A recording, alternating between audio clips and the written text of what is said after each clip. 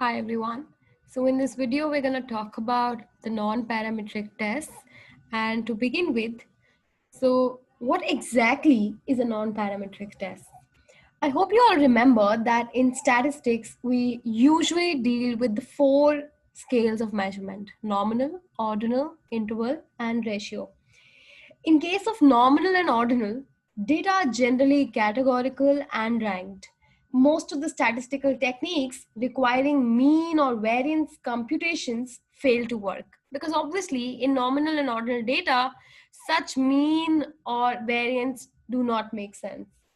Now, when you use such of data and plot it on a histogram, you might or might not get a very beautiful, identically, a good distribution maybe. So there will be an absence of any proper population distribution as well. And in fact, in the latter two types, that is interval and ratio data, sometimes data may not follow any assumption for the distribution to be followed, and you would be left wondering which test can you apply. Now, why am I saying all of this? Is because take any example, say example of two sample t-test, ANOVA. Now here you always make certain assumptions about the data. Data should obey certain distribution characteristics.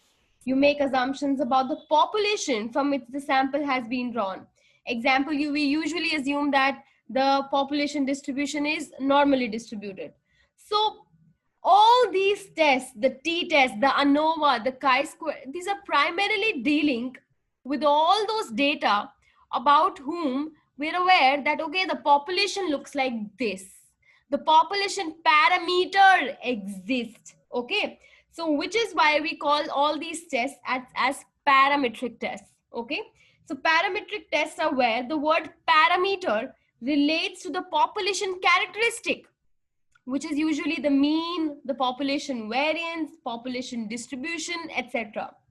However, the non-parametric tests, on the other hand, do not have any stringent requirement with respect to the assumptions so made and do not make any assumptions about the underlying population distribution.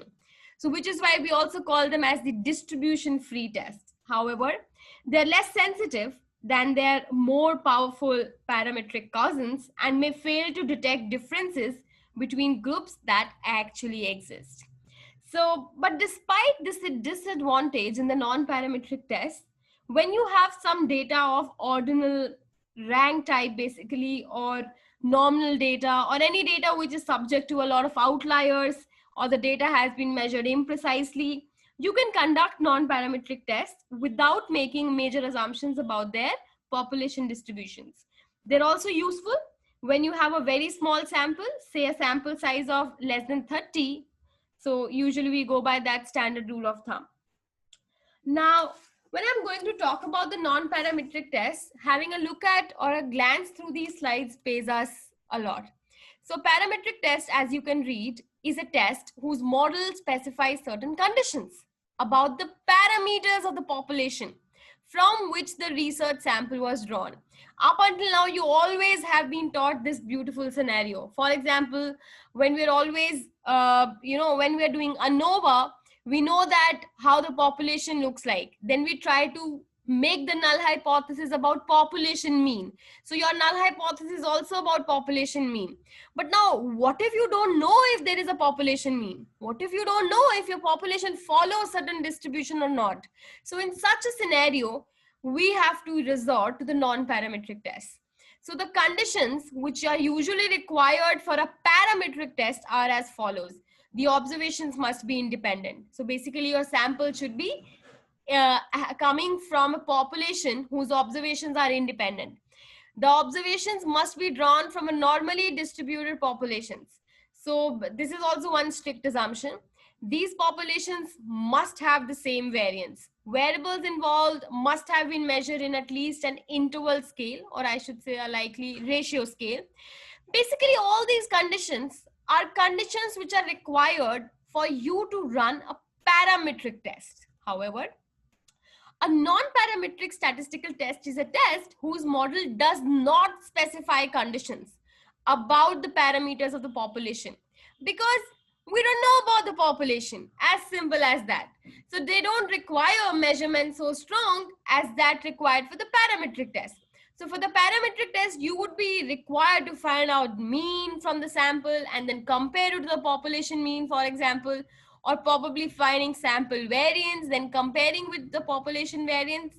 But in case of non-parametric test, you do not require such measurement.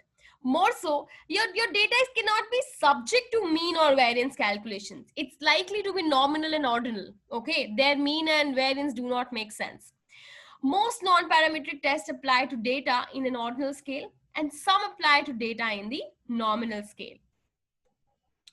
Now, why non-parametric tests? Simple, because they do not make such stringent or numerous assumptions about the parameters, or you might as well call them as distribution-free tests. Now, statistical reference, I should say, is concerned with two types of problem. You've always been taught this. One is estimation and one is inferential statistics. For estimation of population parameters, all is well. But when we talk about inferential statistics, we need to perform hypothesis testing, and we therefore need to know how does your population look like. This is the stage at which you start making assumptions about population distribution. However, when your data under analysis are met those assumptions for parametric tests, so basically if your data meets those assumptions required for parametric tests, we should choose parametric tests because they are more powerful than non-parametric tests. However, if your data does not meet all those assumptions, then you'll have to resort to the non-parametric test, because the second part, that is test of hypothesis, is very important for us. And if we are not aware of the population, we'll have to resort to something as a way out.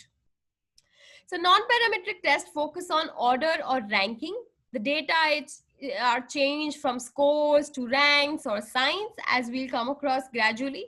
While a parametric test focuses on the mean difference, an equivalent non-parametric test focuses on the difference between medians, for example.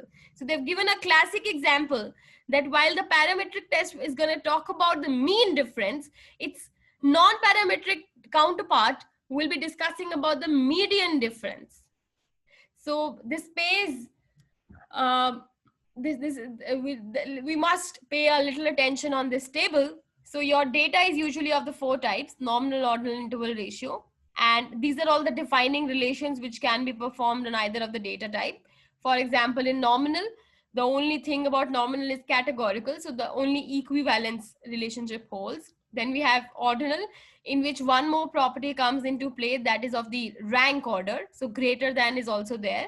Then interval also has the property of sum and differences, and ratio, but the true zero is unknown here. Then ratio variable, finally, we can also find the ratios here, but the true zero makes sense here. So ratios are interpretable. So the richness of the data in ratio is the highest. So in the case of interval and ratio data, you can usually find out all these statistics: mean, standard deviation, correlation, etc. But when we talk about nominal and ordinal data, we cannot find mean. Do you think the mean makes sense in case of nominal and ordinal data? No, it does not. Mode, median, percentile, all these things could be rather found out. Now, when you have all these things and you need to make certain tests because you need to utilize this data in some of your research, what do? You resort to the non-parametric tests. Okay, so that takes us to understanding the non-parametric test finally. So we'll be covering 3 tests. Number 1 of which would be the Kolmogorov-Smirnov test, wherein I'll be teaching you about how to check whether your data is normally distributed using the Kolmogorov-Smirnov test. Second in the series would be Wilcoxon sign rank test, whose parametric test counterpart is the paired sample t-test. So if you talk about the parametric test, we usually perform a paired sample t-test to compare, means. However, if you talk about its counterpart in the non-parametric side, then we have a Wilcoxon sign rank test. Then lastly, we'll be talking about Kruskal-Wallis test, whose parametric test counterpart is the one-way repeated measures ANOVA. So let's move on. Thank you for watching the video.